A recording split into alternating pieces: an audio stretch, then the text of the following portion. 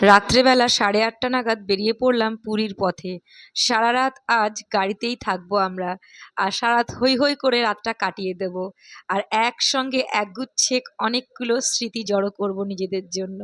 আর সেই উদ্দেশ্যেই রওনা দিলাম গাড়িতে করে। তো চলো তোমরাও আমার সাথে। আজকের ভিডিওগুলো হবে একদমই আনকাট, একদম ভিডিও। তো চলে এসেছি আমরা একটা ঢাবাতে 11:30 নাগাদ, সেখানেই আমরা করব খাওয়া দাওয়া।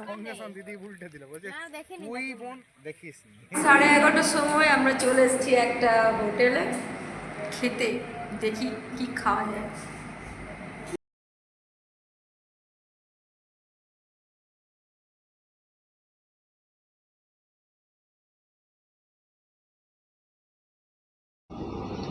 অপেক্ষা করছি বসে বসে খাবারের। অবশেষে খাবার চলে এসছে মাশরুম আর তড়কা ডাল, আর সাথে আছে গরম গরম তাওয়া রুটি, স্যালাড, চাটনি এবং পেঁয়াজ।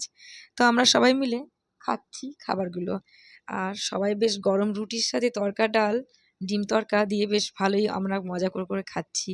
আর এই খাবারটা খেতে খেতে বেশ আমাদের অনেকটাই রাত হয়ে গেছে, তাই মাঝরাতে আর কোথাও আমরা দাঁড়াবো না। সেই জন্য সেভাবে খেয়ে আমাদের গাড়িতে উঠে পড়তে হবে। উঠে পড়েছি গাড়িতে, আমাদের গাড়ি আবার রেডি সেই পথেই যাওয়ার জন্য। বেশ আমরা যাচ্ছি ব্রিজের ওপর দিয়ে, দেশ থেকে দেশান্তর অবধি। আর এই অন্ধকারের মধ্যে, রাত্রের মধ্যে গাড়িতে করে চেপে যেতে কি যে দারুণ লাগছে, কি যে রোমাঞ্চক লাগছে, কি বলবো। ভোর হওয়ার দিকে, এবার মনে হচ্ছে ভোর হবে। মাঝে মাঝে তবু একটু ঘুমিয়ে পড়ছি, আবার জেগে পড়ছি। আর আকাশ আর রাস্তাঘাট দেখে প্রাণ ভরে যাচ্ছে। এত নিস্তব্ধ রাস্তা, নিস্তব্ধ আমরা সবাই, তার মধ্যেই সকাল হয়ে এলো। ওই যে আকাশে দেখা যাচ্ছে সেটা কিন্তু চাঁদ। চাঁদকে এত সুন্দর দেখা যায়, বেশ ভালো লাগলো দেখে। কি যে ভালো লাগছিল। তখন বাজছিল ভোর 4:30। 4:30টার সময় আকাশ আর রাস্তা মিলেমিশে এক হয়ে গেল সকাল। বেশ আলো ফুটলো সূর্যে আলো ফুটোতে আমরা আরেকটু বেশি সবাই জেগে উঠলাম ঘুম থেকে। একটু ঘুমোচ্ছি, একটু উঠছি, আর ঘুমোতে এইভাবেই আমরা ট্রাভেল করছি। আর চোখ মুখের অবস্থা যা, কখনো ঘুমোচ্ছি কখনো জাগছি।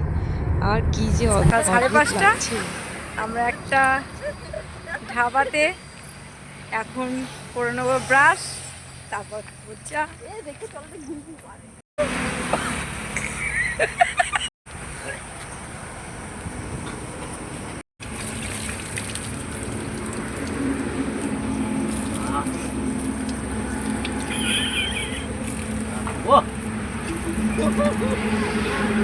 চাপা কলে জল তুলছে, ওর বর ব্রাশ করছে।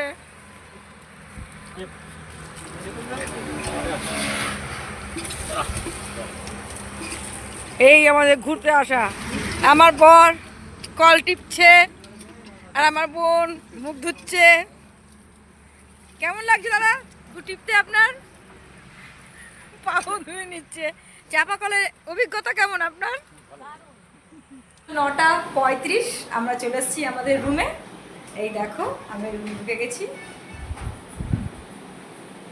রুমটা কি সুন্দর না? 8:30 থেকে বেরিয়েছি, এখন 9:35 আমরা আমাদের রুমে এন্ট্রি করলাম। এই দেখো আমাদের রুম। এইবার আমরা কি করছি, কোথায় কোথায় ঘুরতে যাচ্ছি, সব দেখাবো তোমাদের। সঙ্গে থাকো আমার সাথে আমার চ্যানেলে। 10:30 নাগাদ চলে এসেছি আমরা সমুদ্রের পাড়ে। সেখানে দেখছি প্রচুর ভিড়।